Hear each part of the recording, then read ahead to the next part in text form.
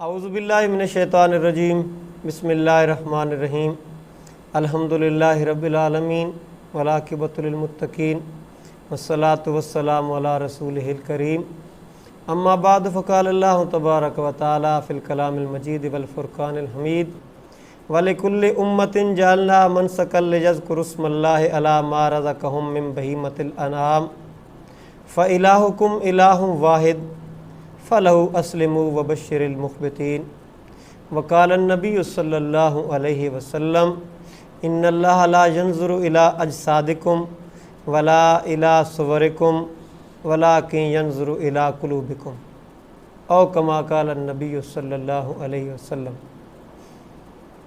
محترم سامعین کرام، اللہ رب العالمین کا لاکھ لاکھ شکر ہے۔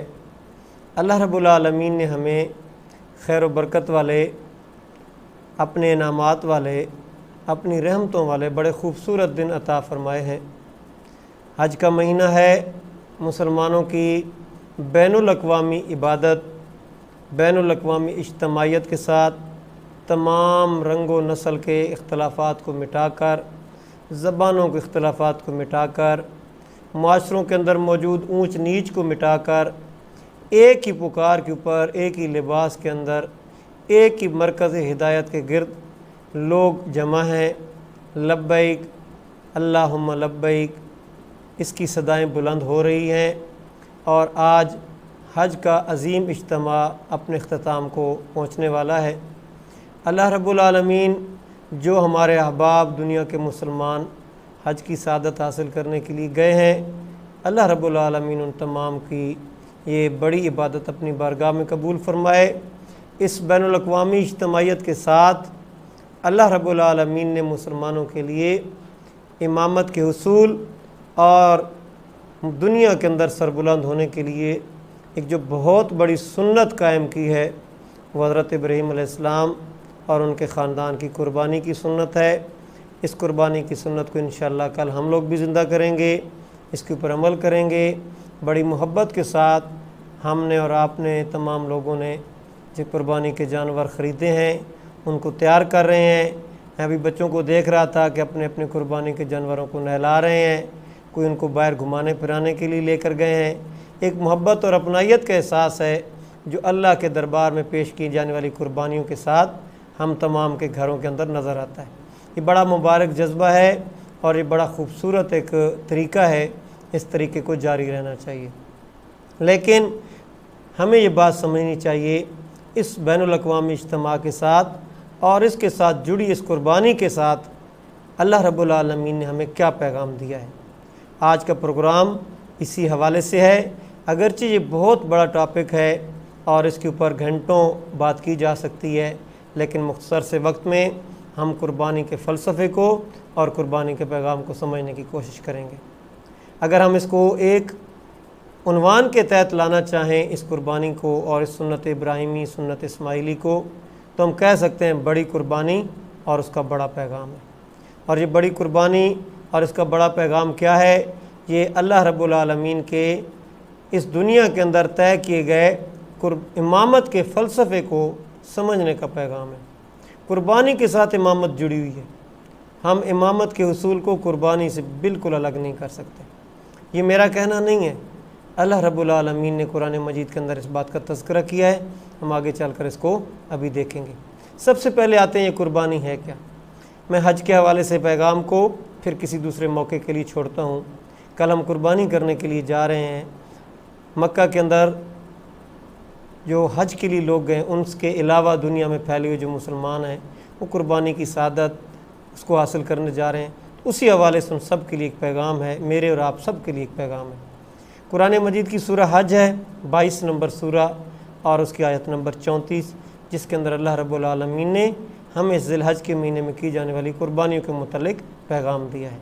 اللہ رب العالمین نے ارشاد فرمایا کہ لوگوں، ہم نے ہر امت کے لیے قربانی کرنے کا ایک طریقہ مقرر کیا ہے۔ ہم جس طریقے سے آج کل جانور قربان کرتے ہیں، یہ ہماری امت کے لیے مقرر کیا گیا طریقہ ہے، جس کے اندر ہم بھیڑ ذبح کرتے ہیں، دمبا ذبح کرتے ہیں، بکری ذبح کرتے ہیں، بکرا ذبح کرتے ہیں، گائے کی قربانی کرتے ہیں، بیل کی کرتے ہیں، اونٹ کی کرتے ہیں، اونٹنی کی کرتے ہیں، یا بعض فقہا کے نزدیک جس طرح کہا گیا ہے بھینس یا بھینسے کی قربانی کی جاتی ہے۔ تو اللہ تعالیٰ نے ہماری امت کے لیے یہ طریقہ کار مقرر کیا ہے، اور اللہ رب العالمین نے اس کا ذکر اس آیت نمبر 34 کے اندر یوں کیا، تاکہ ہم نے یہ قربانی کا طریقہ اس لیے مقرر کیا ہے تاکہ لِیَذْکُرُوا اسْمَ اللّٰہِ عَلَىٰ مَا رَزَقَهُم مِّن بَہِیمَةِ الْأَنْعَامِ، اللہ نے جو تمہیں بے زبان چوپائے عطا کیے ہیں، حلال جانور عطا کیے ہیں، تاکہ تم اللہ رب العالمین کے نام پر ان کو قربان کر سکو۔ یہ قربانی جانوروں کی ہو یا اپنی کسی ذات کی قربانی ہو، اپنے مال کی قربانی ہو، ہر دو صورتوں میں، ہر صورت میں یہ قربانی اللہ کے لیے ہونی چاہیے۔ عبادت اللہ کے لیے مختص کی گئی ہے، اسی لیے اس آیت کے اندر ساتھ قربانی کے ساتھ یہ تذکرہ بھی کر دیا گیا، فَإِلَٰهُكُمْ إِلَٰهٌ وَاحِدٌ، دیکھو تمہاری عبادت کا مستحق صرف ایک ہی ذات ہے، اس لیے تمہاری تمام قربانیوں کا رجوع اسی کی طرف ہونا چاہیے۔ تم صدقہ کرو، خیرات کرو، تم نیکی کا کام کرو، فی سبیل اللہ ہونی چاہیے۔ اس لیے ہمارے فقہاء کرام نے یہ بات لکھی ہے کہ جو بندہ اللہ کی رضا حاصل کرنے کے علاوہ کسی اور مقصد کے لیے قربانی کرتا ہے، مثلا گوشت حاصل کرنے کے لیے یا دکھلاوے کے لیے، تو اس کی قربانی اللہ کے ہاں قبول نہیں ہے، ایسی قربانی شریعت کے مطابق صحیح قربانی نہیں ہے۔ تو ہمیں اپنی تمام قربانیوں کا، تمام عبادات کا رخ جو ہے نا وہ اللہ کی طرف موڑنا چاہیے۔ پھر اللہ رب العالمین نے دوسری بات کیا کہی، یہ جو آیت نمبر 34 ہے، یہ آپ کے سامنے ہم لوگوں نے ڈسپلے بھی کی تاکہ آپ لوگوں کو سمجھ بھی آ سکے۔ آپ دیکھ رہے ہیں کہ سبز رنگ کے اندر یہ جو دوسری لائن کے اندر الفاظ لکھے ہوئے ہیں، فَإِلَٰهُكُمْ إِلَٰهٌ وَاحِدٌ فَلَهُ أَسْلِمُوا، تمہیں چاہیے کہ پھر تم اپنی پوری زندگی میں اس کی تسلیم کرتے رہو، اس کو تسلیم کرتے رہو، اس کی صرف جانور قربان کرنے والی بات کو صرف تسلیم نہیں کرنا، بلکہ تم نے اپنی پوری زندگی کے اندر اس کی ہر بات کو تسلیم کرنا ہے۔ اور ابھی آگے چل کر ہم دیکھیں گے کہ قربانی جس نبی مکرم حضرت ابراہیم علیہ السلام اور ان کے عظیم بیٹے حضرت اسماعیل علیہ السلام کی یاد میں ہم لوگ کرتے ہیں، ان کے متعلق اللہ تعالیٰ نے خود کیا فرمایا کہ جب بھی اللہ نے ان سے کہا کہ میری بات کو تسلیم کرو، ان کی طرف سے یہ جواب آیا کہ ہم اپنے رب کی ہر بات کو تسلیم کرنے والے۔ پھر اللہ تعالیٰ نے ساتھ ہمیں بشارت دی ہے، وَبَشِّرِ الْمُخْبِتِينَ، بشارت دے دو عاجزی اختیار کرنے والے۔ یہ جو قربانیاں کرنے والے لوگ ہیں وہ تکبر نہیں کرتے، قربانی کرنے والا سرنڈر کرتا ہے، قربانی کرنے والا اپنی کیا کہتے ہیں قربانی یا اپنی طرف سے اللہ کے دربار میں اپنا خلوص پیش کرتا ہے۔ تو یہ جو قربانی کا حکم ہے جس آیت میں، آیت نمبر 34 سورہ حج کی آیت نمبر جو آپ کے سامنے نظر آ رہی ہے آپ کو اسکرین پر، اس کے اندر جو آخری الفاظ ہیں وَبَشِّرِ الْمُخْبِتِينَ، کہ بشارت ہو عاجزی اختیار کرنے والوں۔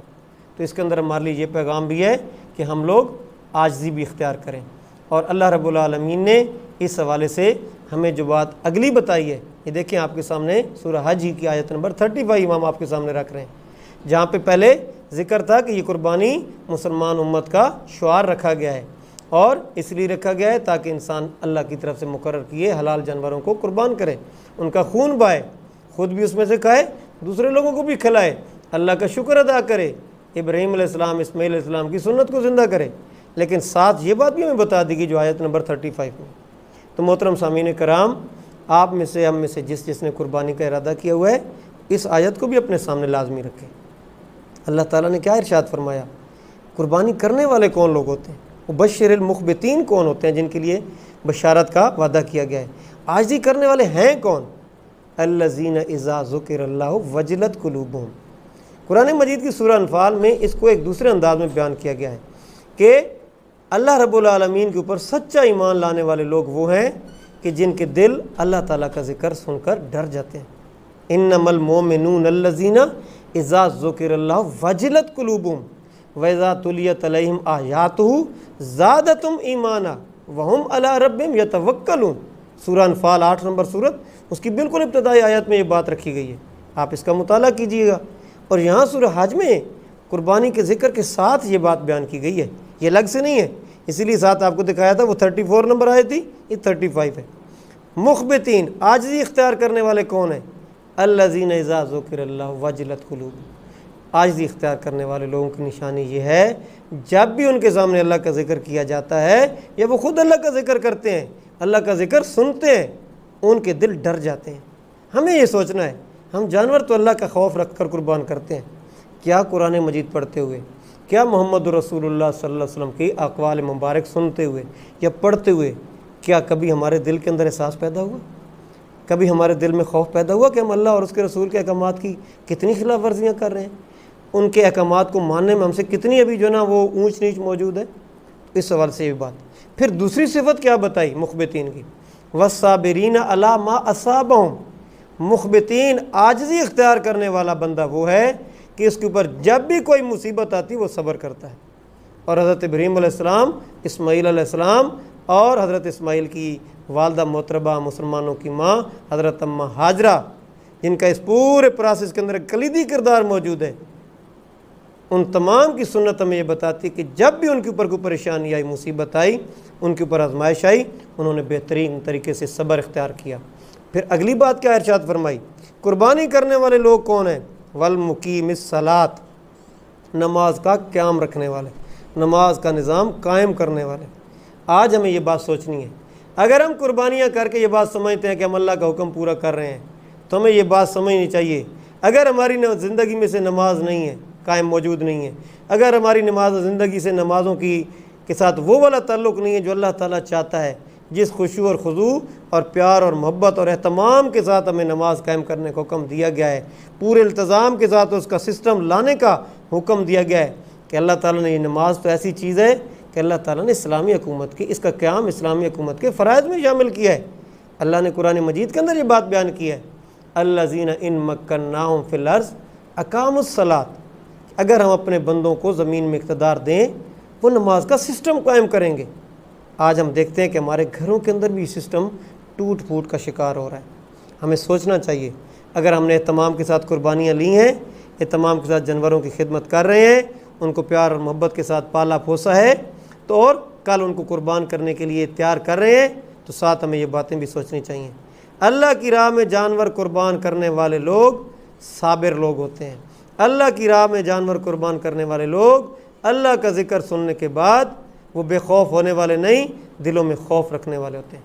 اللہ تعالیٰ کی راہ میں قربانیاں کرنے والے نماز کا اہتمام کرنے والے ہوتے ہیں. اور آخری بات اس حوالے سے یہ بات بتائی کہ اے قربانی کرنے والے لوگوں، اس بات کو بھی ذہن میں رکھو، صرف جانور قربان کرنے تک معاملہ نہیں ہے.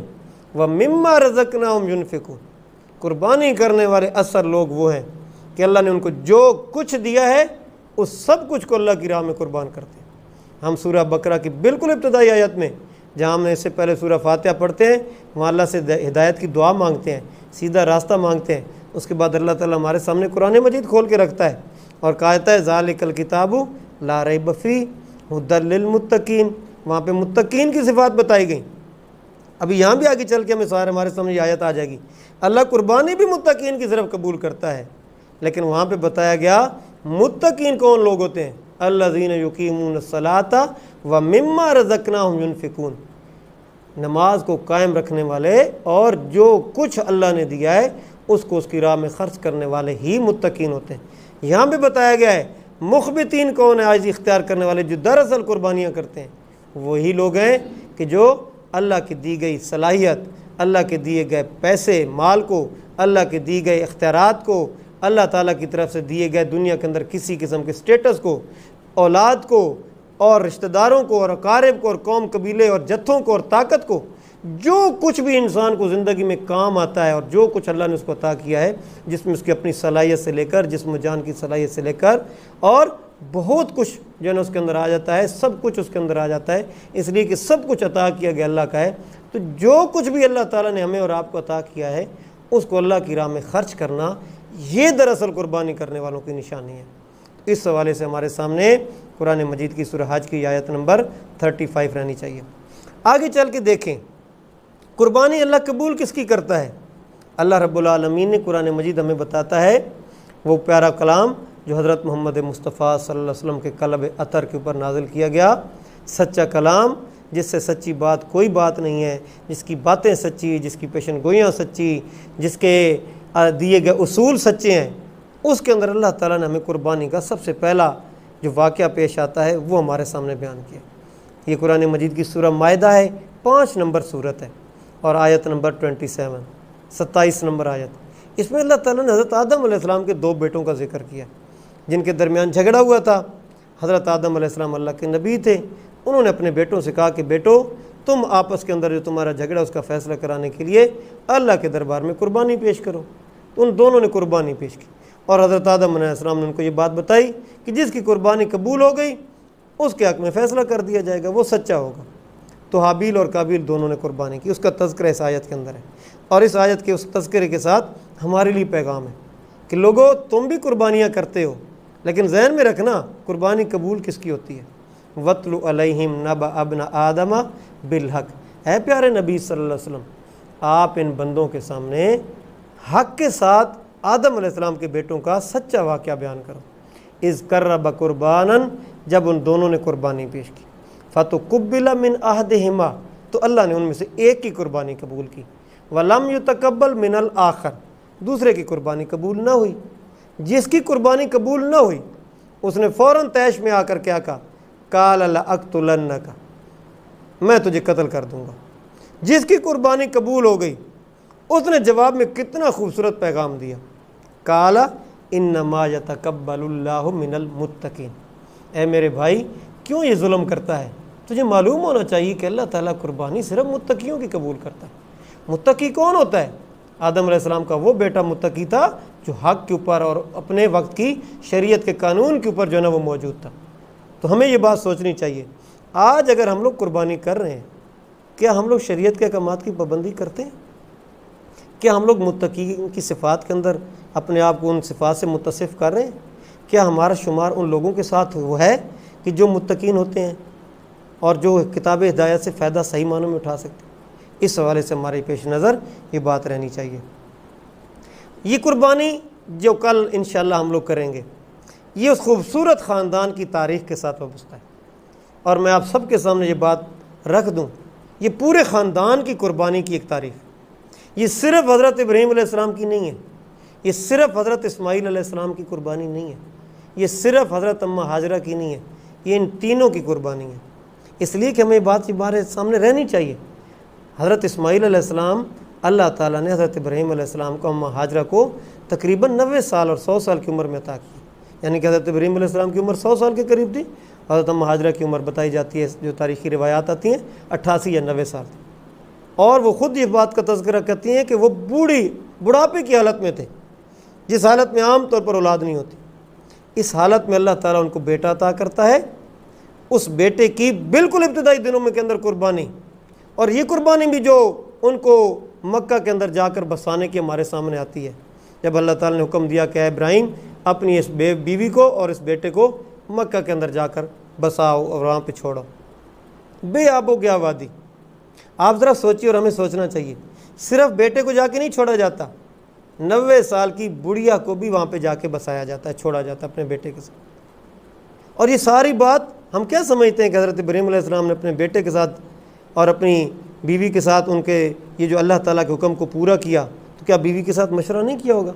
جبکہ ہمیں روایات سے معلوم بھی ہوتا ہے کہ حضرت اماں ہاجرہ نے ان سے پوچھا کہ اے میرے سرتاج، آپ ہمیں یہاں پہ کیوں چھوڑ کر جا رہے ہیں؟ کیا اپنی مرضی سے کہ چھوڑ کر جا رہے ہیں یا اللہ تعالیٰ کے حکم پر چھوڑ کر جا رہے ہیں؟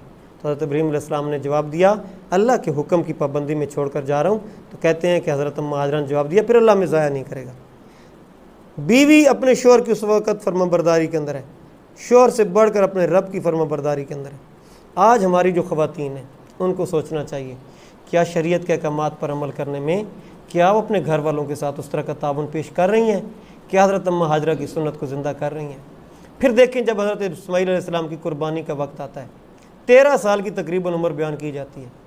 13 سال کی عمر میں وہ بچہ اس قابل تھا کہ اس کا والد اس کے ساتھ مشورہ کرتا ہے، اور جب خواب اپنا بیٹے کو سناتے ہیں تو پھر کہتے ہیں فانظر ماذا ترا، اے میرے لخت جگر اسماعیل، یہ مجھے خواب دکھایا گیا، حکم دیا گیا، تیرا کیا ارادہ ہے؟ اور پھر دیکھیں بیٹا کیا جواب دیتا ہے، ستجدونی انشاء اللہ من الصابرین، اے میرے ابا جان آپ کو اللہ نے جو حکم دیا ہے اس کو کر گزریے، اور جو آپ دیکھیں گے کہ میں انشاءاللہ صبر کرنے والے لوگوں میں شامل ہوں۔ ہمیں اس موقع پر بھی سوچنا چاہیے، جب بیٹے کو تیار کر کے قربان گاہ کی طرف لے جایا جا رہا تھا تو کیا حضرت اماں ہاجرہ کو بتایا نہیں گیا؟ کیا ان سے چھپا کر لے جایا گیا؟ ذرا سوچئے، باپ کی محبت بلا شبہ اپنی جگہ پر، لیکن باپ کی محبت ماں کی محبت کا مقابلہ تو نہیں کر سکتی۔ ماں کی ممتا تو لازوال ہے، بے مثال ہے، اس کے ساتھ کسی کی مثال نہیں دی جا سکتی۔ تو حضرت اماں ہاجرہ نے اس موقع پر اپنے بیٹے کو جس طرح تیار کر کے اللہ کی رضا کے لیے اپنے شوہر کی خواہش کے مطابق، خواہش کیا تھی؟ اللہ کا حکم تھا، اس کے مطابق اپنے بیٹے کو جو تیار کیا، اس میں بھی سبق ہے۔ اسی لیے میں نے آپ کے سامنے یہ بات رکھی ہے کہ دراصل خاندان ابراہیم علیہ السلام کا یہ انسانیت کا حسن ہے، یہ خاندان، اس پورے خاندان کے اندر ہمارے لیے بہت بڑا سبق ہے، اور یہ محبت خدا کا سبق ہے، یہ فلسفہ ہے، اور یہ امامت کے حصول کا سبق ہے، اس کا یہ فلسفہ حضرت ابراہیم علیہ السلام کے خاندان نے پیش کیا۔ اللہ رب العالمین نے ہمیں حضرت ابراہیم اور اسماعیل اور ان کے خاندان کے حوالے سے اور قرآن میں دیگر مقامات پر یہ بات سمجھائی ہے کہ لوگوں، اگر تم دنیا میں سربلند ہونا چاہتے ہو تو پھر سربلندی پیسے سے نہیں ملتی، سربلندی دنیا کے وسائل اکٹھے کرنے سے نہیں ملتی، سربلندی اللہ کی طرف سے آئے ہوئے احکامات کی پابندی سے ملتی۔ وہ احکامات چاہے آزمائش کے احکامات ہوں، چاہے انعامات خداوندی کو استعمال کرنے کے احکامات۔ اللہ تعالیٰ نے حضرت ابراہیم علیہ السلام کو دنیا کا امام بنایا، لیکن ذرا سوچئے، یہ آپ کے سامنے قرآن مجید کی سورہ بقرہ 2 نمبر سورت ہے، اور اس کی آیت نمبر 124، جس کے اندر حضرت ابراہیم علیہ السلام کی امامت کبریٰ کا اعلان کیا، امامت دنیا کا اعلان کیا جاتا ہے۔ اللہ تعالیٰ نے امامت دنیا کیسے دی حضرت ابراہیم علیہ السلام؟ کیا پلیٹ میں رکھ کر دے دی؟ کیا بس مانگی گئی اور دے دی؟ کوئی آزمائش وغیرہ کسی بھٹی سے نہیں گزارا گیا؟ کیا دنیا کے اندر ہم لوگوں نے یہی اصول بنائے ہوئے ہیں؟ کیا ہمیں یہ بات نظر آتی ہے کہ دنیا میں کوئی اسٹیٹس، کوئی مقام حاصل کرنے کے لیے قربانی نہیں دینی پڑتی؟ یہ پھولوں کی سیج ہے دنیا کی امامت؟ کیا یہ دنیا کا اقتدار اور اختیار اور دنیا میں بڑے ناموری، کیا یہ بیٹھے بیٹھے مل جاتی ہے؟ نہیں، ایسا نہیں ہے، یہ فلسفہ اسلام کا فلسفہ نہیں۔ حضرت ابراہیم علیہ السلام کی زندگی اور قرآن مجید بتاتے ہیں وَإِذِ ابْتَلَىٰ إِبْرَاهِيمَ رَبَّهُ بِكَلِمَاتٍ فَأَتَمَّهُ۔ یاد کرو جب ابراہیم علیہ السلام کو اس کے رب نے چند باتوں میں آزمایا، اور یہ آزمائش ہم عام طور پر سنتے رہتے ہیں، کچھ کا تذکرہ ہو بھی گیا۔ فَأَتَمَّهُنْ، ان تمام آزمائشوں میں سے حضرت ابراہیم علیہ السلام نے اپنے آپ کو پورا گزار دیا۔ جب انہوں نے تمام آزمائشوں میں سے اپنے آپ کو پورا گزارا، یہ کون کون سی آزمائشیں ہیں؟ وقت کی قلت کی وجہ سے میں جسٹ اشارات آپ کے سامنے کر دیتا ہوں۔ سب سے پہلی آزمائش والد کے سامنے کھڑا ہونا، جو اپنے وقت کا ایک بڑا کیا کہیں لاڈ بھی تھا اور بڑا مذہبی جو ہے نا وہ مقام بھی رکھتا تھا۔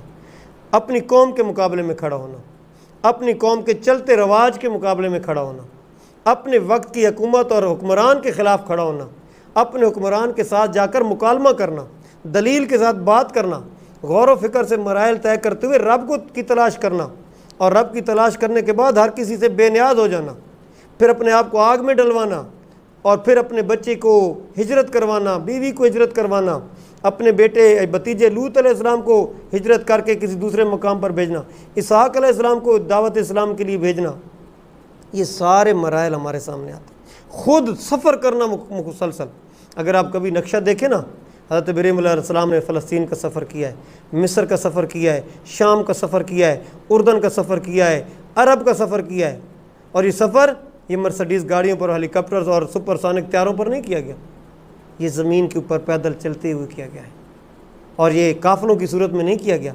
اللہ کا وہ بندہ دنیا میں امام بنایا گیا، تب بنایا گیا جب آزمائشوں میں سے اس کو گزارا گیا۔ تو اللہ تعالیٰ نے کیا فرمایا؟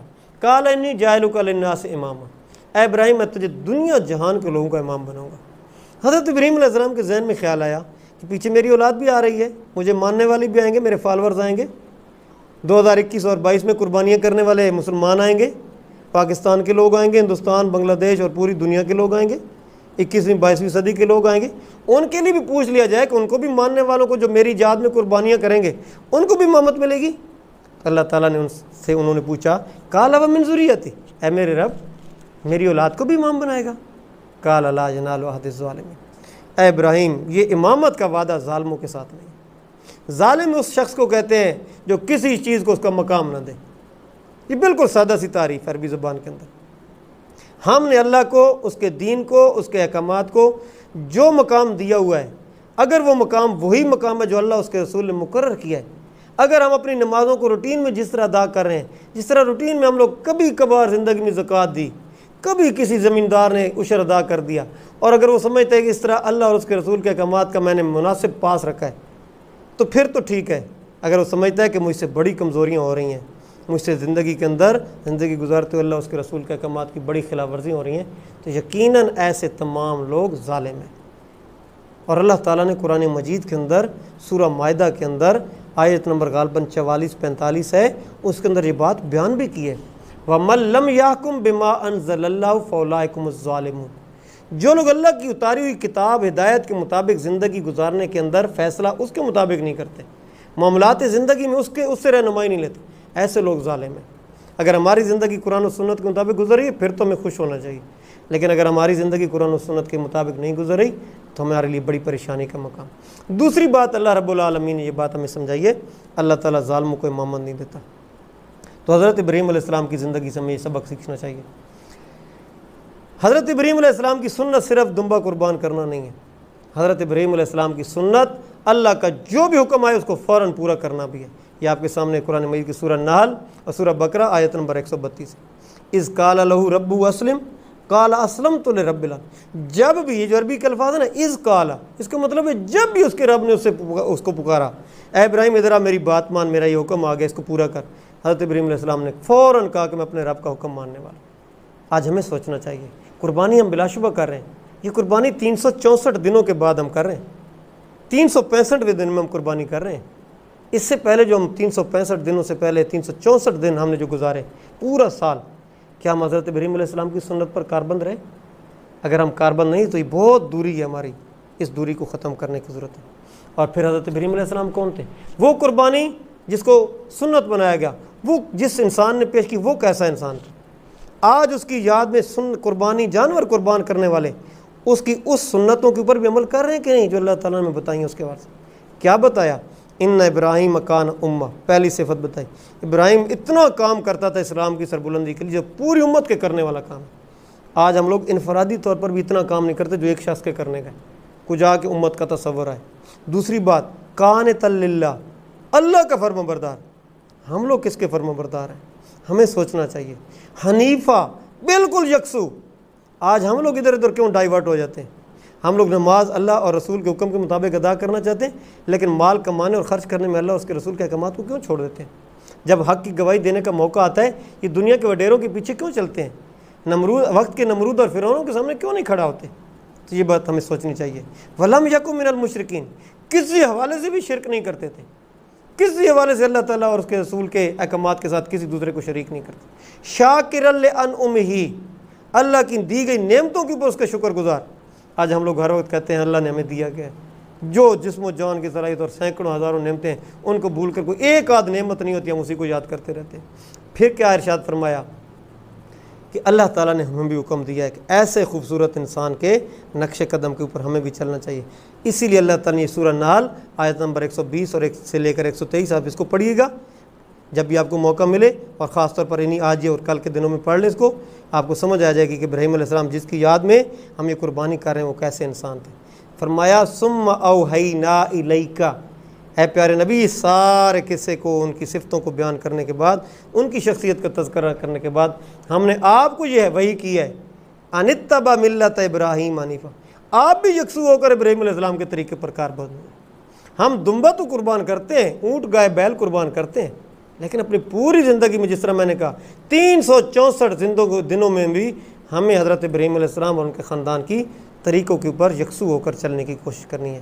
اور فرمایا وما کان من المشرکین، لوگوں زندگی گزارتے ہوئے اللہ اس کے رسول کے احکامات کے ساتھ کسی دوسرے کا حکم اس کو جو ہے نا شریک نہ کرو، کسی دوسرے کو جو ہے نا ساتھ اللہ کے راستے مقابل۔ پھر اللہ نے مزید صفتیں بتائی ہیں، وقت کی قلت کی وجہ سے میں مختصراً آپ کے سامنے رکھتا ہوں۔ اس سورہ ہود آیت نمبر 75 کے اندر اللہ نے ارشاد فرمایا، سورہ ہود 15 نمبر سورہ ہے، ان ابراہیم لحلیم اواہ منیب، 3 صفتیں بیان کی گئی ہیں۔ آج جو لوگ قربانیاں کر رہے ہیں ان کو چاہیے اپنے اندر یہ 3 صفتیں بھی پیدا کریں۔ کیا تھے؟ حلیم تھے، بردبار انسان تھے۔ آج ہمارے اندر بردباری ختم ہوتی جا رہی۔ اواہ، بہت زیادہ کیا کہتے ہیں، آہوزاری کرنے والے، اللہ کے سامنے رونے والے۔ ہم تو اللہ کے سامنے شاید پورا سال نہیں روتے، پتہ نہیں ہمیں کب رونا آتا ہے، کچھ جسم کو تکلیف ہو تو تب شاید رونا آتا، جبکہ اللہ تعالیٰ نے ہمیں پہلی ہم نے آیت یہ پڑھی تھی کہ وجلت قلوبہم، ذکر اللہ کا سنیں تو ہمارے دلوں کو ڈر ہونا چاہیے۔ تیسری بات، منیب انسان تھے، منیب کس کو کہتے ہیں؟ رجوع کرنے والا، بار بار اللہ کی طرف رجوع کرنے والا۔ ہم اپنی خوشیوں میں اللہ کی طرف رجوع نہیں کرتے، غموں میں رجوع نہیں کرتے، اور اختیارات مل جائیں تو رجوع نہیں کرتے، اختیارات چھن جائیں تو رجوع نہیں کرتے، ادھر ادھر ہاتھ پاؤں مارتے رہتے ہیں، اپنی معیشت کو سسٹم کو ٹھیک کرنے کے لیے رجوع نہیں کرتے۔ ہمیں ان چیزوں کے اوپر غور کرنا چاہیے۔ پھر اگلی بات سورۃ صافات آیت نمبر 83-84 میں بتایا، یہ دیکھیں نیلے رنگ میں آپ کے سامنے آ رہا ہے، وَإِنَّ مِن شِيَّتِهِ لَإِبْرَاہِيمَ، پیچھے حضرت نوح علیہ السلام کا تذکرہ ہے سورۃ صافات کی پچھلی آیات میں۔ اللہ نے کہا اسی نوح کے پھر جو ہے نا گروہ میں سے پھر بعد میں حضرت ابراہیم علیہ السلام آئے۔ وہ کیسے انسان تھے ابراہیم علیہ السلام؟ اذ جاء ربہ بقلب سلیم، اپنے رب کے پاس جب آئے نا صاف ستھرا سلیم دل لے کر آئے، مطمئن اسلام والا دل لے کر آئے، جس کے اندر صرف اور صرف تسلیم و رضا تھی، اللہ رب العالمین کی طرح تھی۔ پھر اگلی بات سورہ نام آیت نمبر 75 سے لے کر 79 تک 79 تک، ان آیات میں ہمیں حضرت ابراہیم علیہ السلام کا غور و فکر نظر آتا ہے۔ آج ہم قربانیاں پیش کر رہے ہیں، ساتھ ہمیں غور و فکر بھی کرنا ہے۔ حضرت ابراہیم علیہ السلام کا یہ غور و فکر کا سفر قوم کے بگڑے حالات کے تناظر میں تھا۔ انہوں نے دیکھا کہ میری قوم بتوں کی پوجا کرتی کیوں کرتی ہے، چاند کی، سورج کی، ستاروں کی پوجا کرتی کیوں ہے؟ پہلے انہوں نے رات کو جو ہے نا ستارے کو دیکھا، پھر چاند کو دیکھا، پھر سورج کو دیکھا، اور پھر یہ سارا پھر اللہ نے کہا ہم بھی اسی طرح اس کو آیات کی نشانیاں دکھاتے تھے آسمان و زمین کے اندر پہلے، وَكَذَلِكَ نُرِي إِبْرَاهِيمَ مَلَكُوتَ السَّمَاوَاتِ وَالْأَرْضِ وَلِيَكُونَ مِنَ الْمُوقِنِينَ۔ یہ آسمان و زمین کی نشانیاں ہمارے سامنے موجود ہیں، ہم لوگ یقین حاصل کرنے کے لیے کیوں نہیں غور و فکر کرتے؟ یہ غور و فکر کرنا بھی ابراہیم علیہ السلام کی سنت ہے۔ آسمان و زمین کے اوپر روزانہ چاند ستارے سورج چمکتے ہیں، ہم کیوں نہیں غور و فکر کرتے؟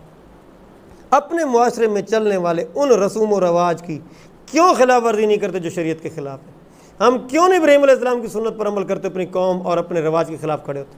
اپنے وقت کے ان بادشاہوں کے خلاف کیوں نہیں کھڑے ہوتے، حکومتوں کے خلاف جو اسلام اور اللہ اور اس کے رسول کے حکموں کے خلاف جو ہے زندگی گزار رہے ہیں؟ اللہ تعالیٰ نے فرمایا جب انہوں نے غور و فکر کیا تو پھر کیا جواب آیا؟ فَلَمَّا أَفَلَتْ قَالَ يَا قَوْمِ إِنِّي بَرِيٌّ مِّمَّا تُشْرِكُونَ۔ غور و فکر کے بعد جب نتیجہ سامنے آ گیا پھر کھلا اعلان کر دیا، اے میری قوم کے لوگوں، میں سارے شرک سے بری ہوں جو تم لوگ کرتے ہو، اور میں نے کیا کیا اس کے بجائے؟ تمہیں چھوڑ کر میں کیا کرنے لگا ہوں؟ انی وجہت وجہی للذی فطر السماوات والارض حنیفا وما انا من المشرکین۔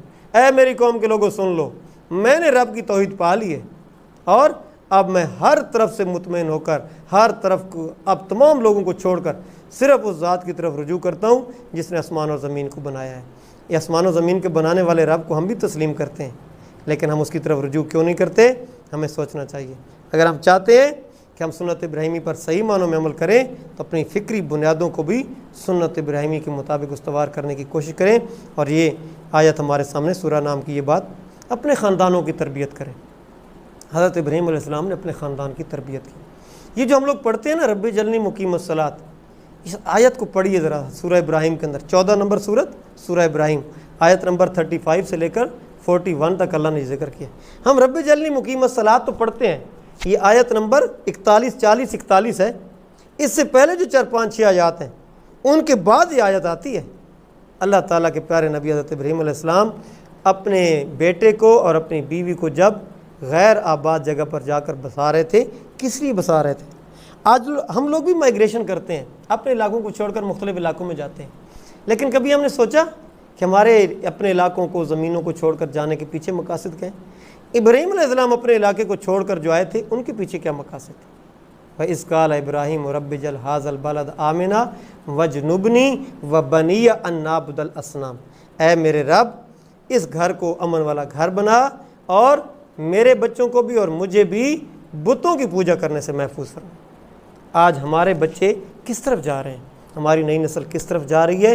کس کی غلامی میں جا رہی ہے؟ ہمیں سوچنا چاہیے۔ پھر کیا فرمایا؟ ربنا انی اسکنت من ذریتی بواد غیر ذی زرع عند بیتک المحرم۔ اے میرے رب تیرے حکم پر میں اپنی اولاد کو یہاں پہ آ کر بسا رہا ہوں، اپنے گھر والوں کو آ کے یہاں پہ چھوڑ رہا ہوں۔ کیوں چھوڑ رہا ہوں؟ یہ دیکھیں تیسری لائن میں یہ جو کالے رنگ میں لکھا ہے نا، ربنا لیقیموا الصلاۃ، اے میرے رب میں ان کو مائیگریٹ کر کے یہاں تک اس لیے لے کر آؤں تاکہ نماز کو قائم کریں۔ کیا کبھی ہم نے بھی اپنے گھروں کو، اپنے علاقوں کو چھوڑتے ہوئے کسی دوسری جگہ جا کے مکان بناتے ہوئے یہ سوچا ہے کہ یہاں ہمارے لیے نماز قائم کرنا ممکن نہیں تھا، یہاں اللہ کی بندگی کرنا ممکن نہیں تھا؟ ہم فلاں علاقے کے اندر جا رہے ہیں، وہاں پہ اللہ تعالیٰ کی بندگی ہمارے لیے آسان ہو جائے گی۔ تو ان آیات کے بعد پھر وہ آیت آتی ہے، اور پھر بھی اللہ کا نبی کیا کہہ رہا ہے؟ رب جلنی مقیم الصلاۃ، یہ نماز قائم کرنا ابراہیم علیہ السلام کی سنت ہے، اس کا قیام کرنا نبی حضرت ابراہیم علیہ السلام کی سنت ہے۔ ہمیں یہ سوچنا چاہیے، اور ہمیں اس دنیا کے اندر اللہ رب العالمین کی طرف سے مقرر کی گئی امامت کی جو کیا کہتے ہیں ایک وہ ہے مقام ہے، اس کو حاصل کرنے کے لیے اپنے پیارے نبی صلی اللہ علیہ وسلم کا یہ اعلان بھی ہمیں سننا چاہیے، پڑھنا چاہیے۔ سورہ انعام آیت نمبر 161 سے لے کر 163 تک 6 نمبر سورہ ہے، اس کو پڑھیے گا۔ یہ میں اس لیے آپ کو حوالہ جات دے رہا ہوں تاکہ آپ کے لیے پڑھنا آسان ہو جائے، آپ کے لیے ڈھونڈنا آسان ہو جائے۔ ہمارے پیارے نبی صلی اللہ علیہ وسلم نے اعلان کیا، ہم اپنے پیارے نبی صلی اللہ علیہ وسلم کی سنتوں سے بھی محبت کرتے ہیں نا، تو یہ نبی پاک صلی اللہ علیہ وسلم کا حکم سنیے، اللہ تعالیٰ نے جو دیا، کل اننی ہدانی، اے پیارے نبی آپ اعلان کر کے بتائیں، میرے رب نے ربی الی صراط مستقیم، میرے رب نے مجھے صراط مستقیم کی طرف ہدایت دے دی ہے۔ کون سا صراط مستقیم ہے؟ کون سا راستہ ہے؟ دینن قیمم ملت ابراہیم حنیف، اس یکسو ابراہیم علیہ السلام کا طریقہ، وہ ہے اصل میں دین حنیف۔ اس دین حنیف کی طرف میرے رب نے رہنمائی کر دی ہے اور میں اس کی پیروی کر رہا ہوں۔ اور کس انداز میں کر رہا ہوں؟ اے پیارے نبی دوسرا اعلان یہ کریں، کل ان صلاتی، ان کو کہہ دو کہ میری جتنی بھی عبادتیں ہیں، نمازیں ہیں، جو کچھ بھی میں عبادت کی نظر سے نقطہ نظر سے کرتا ہوں، اور وہ نسکی، جو بھی میں قربانی دیتا ہوں، مالی عبادت، جانی عبادت، بدنی عبادت، جو بھی عبادت ہے، صاحب وما یاجا، میری پوری زندگی جو ہے، وما مماتی، میری جو موت ہے، میرا موت کا جو راستہ اختیار کیا میں نے، موت میں نے کس طرح کی اختیار کرنی ہے، کس طرح میں نے موت کے کس فلسفے کے اوپر عمل کرنا ہے، وہی فلسفہ اختیار کروں گا جو اللہ رب العالمین کا پسند کرتا ہے، للہ رب العالمین۔ آج ہمیں بھی یہ اعلان کرنا چاہیے، قل ان صلاتی، کہہ دیجئے کہ میری نماز، و نسکی، میری قربانی، و محیایا، میری زندگی، و مماتی، میری موت، للہ رب العالمین، اللہ رب العالمین کے لیے ہے۔ اور پھر اس میں کیسا اعلان ہو چاہیے؟ کوئی مانے نہ مانے، وَأَنَا أَوَّلُ الْمُسْلِمِينَ، یہ اعلان کرنے والا دنیا میں کوئی بھی بے شک نہ ہو۔ جب ابراہیم علیہ السلام نے اعلان کیا تھا کوئی دنیا میں نہیں تھا دوسرا، تو سنت ابراہیمی یہ ہے کہ ہمیں یہ اعلان کرتے ہوئے حضرت ابراہیم علیہ السلام کے طریقے پر کھڑا ہونا چاہیے۔ آخری اختتامی باتوں کے اندر چلتے ہیں، وقت ہمارا کم ہے۔ اپنی منزل کو ہمیں کھوٹا نہیں کرنا چاہیے، اپنی قربانیوں کو محفوظ کریں، ان ساری جد و جہد کو محفوظ کریں، اور اس کے لیے کیا کریں؟ اس آیت کے اوپر ذرا اپنے آپ کو لگائیں اور اس کی طرف توجہ کریں، اپنے راستے کو ہم لوگ درست کریں، وہ راستہ جو نبیوں نے ہمیں دکھایا ہے اس راستے کی خلاف ورزی نہ کریں، ورنہ اللہ رب العالمین ہمیں دنیا اور آخرت دونوں جہانوں کے اندر ذلیل کرے گا۔ اللہ نے ارشاد فرمایا سورہ نساء 4 نمبر سورت اور آیت نمبر 115، وَمَن يُشَاقِقِ الرَّسُولَ مِن بَعْدِ مَا تَبَيَّنَ لَهُ الْهُدَىٰ، کہ جو شخص بھی رسول کی مخالفت کرے گا اس کے بعد کہ اس کے لیے ہدایت واضح ہو چکی ہے، وَيَتَّبِعْ غَيْرَ سَبِيلِ الْمُؤْمِنِينَ، اور اس راستے پر چلے گا جو مومنوں کا راستہ نہیں ہے، تو اللہ تعالیٰ نے فرمایا نُوَلِّهِ مَا تَوَلَّىٰ، پھر ہم اس کا رخ ادھر ہی پھیر دیں گے جدھر وہ پھرنا چاہتا ہے۔ اور وہ کدھر پھر گیا؟ رسولوں کی اور مومنین کی مخالفت کر کے، وَنُصْلِهِ جہنم، وہ جہنم کی طرف پھر گیا، وَسَاءَتْ مَصِيرًا، وہ بہت برا ٹھکانہ ہے۔ آزمائشوں سے گزر کر ہی سربلندی عطا ملتی ہے، اور یہ بات اللہ تعالیٰ نے سورہ کوثر کے اندر بھی ہمارے پیارے نبی صلی اللہ علیہ وسلم کے ذریعے ہمیں سمجھائی ہے، جہاں پہ کہا گیا اِنَّا أَعْطَيْنَاكَ الْكَوْثَرَ، تو وہیں پہ ساتھ یہ بات رکھی گئی، اے پیارے نبی آپ کو حوض کوثر، خیر کثیر، آپ کو بہت خوب، آپ کو اللہ نے انعامات دے دیے ہیں، آپ کو بدلے میں کیا کرنا چاہیے؟ پہلی ایک آیت کے اندر حوض کوثر کا اور نعمتوں کا تذکرہ ہے، اگلی 2 آیات کے اندر تقاضے ہیں۔ اگر اللہ تعالیٰ کی طرف سے انعامات ملے ہیں تو کیا کرنا چاہیے؟ فَصَلِّ لِرَبِّكَ، رب کے لیے نماز پڑھنی چاہیے۔ نماز کا مطلب ہے رب کے سامنے جھک جاؤ، ونہر، جو کچھ بھی خرچ کرنا ہے رب کے لیے کرو، جان خرچ کرنی ہے، مال خرچ کرنا ہے، اولاد لگانی ہے، اللہ کی راہ۔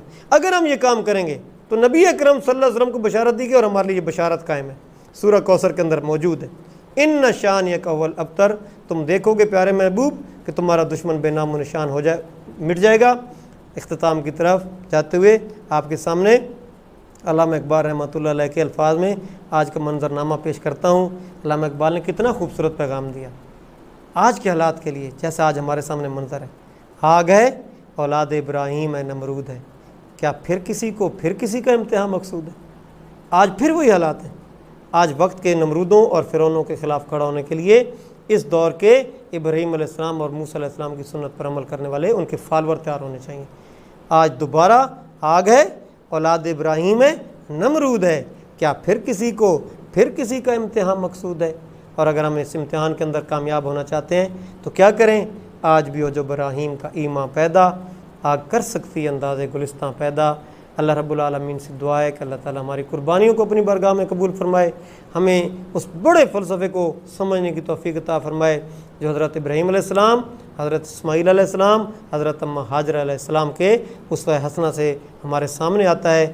اللہ رب العالمین ہمیں سوچنے کی، سمجھنے کی، اپنا کردار ادا کرنے کی توفیق عطا فرمائے۔ شب گریزاں ہوگی، آخر جلوہ خورشید سے یہ چمن معمور ہوگا، نغمہ توحید سے وقت فرصت ہے کہاں، کام ابھی باقی ہے، نور توحید کا اتمام ابھی باقی ہے۔ السلام علیکم ورحمۃ اللہ وبرکاتہ۔